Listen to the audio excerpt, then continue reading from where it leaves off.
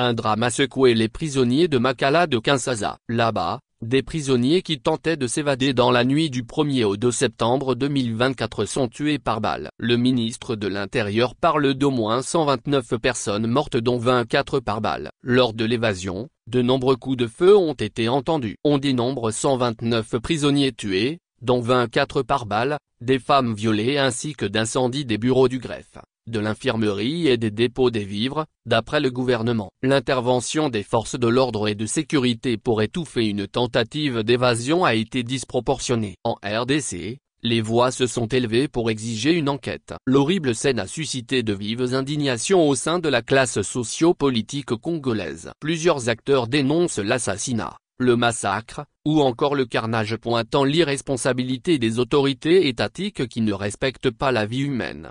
Je condamne avec la plus grande fermeté l'assassinat brutal des prisonniers à la prison de Makala. Ces exécutions sommaires sont un crime inacceptable qui ne peut rester impuni. J'exige que toute la lumière soit faite sur ce carnage, et que les responsables soient traduits en justice. Le respect de la vie humaine et de la dignité doit primer en RDC, a réagi sur X l'opposant Martin Fayulu. Même son de cloche avec les défenseurs des droits de l'homme. Le défenseur des droits de l'homme et président de la ZADO, réclame quant à lui, des sanctions contre le vice-ministre de la Justice Samuel Mbamba pour avoir communiqué lundi un chiffre négligeable de 2 morts.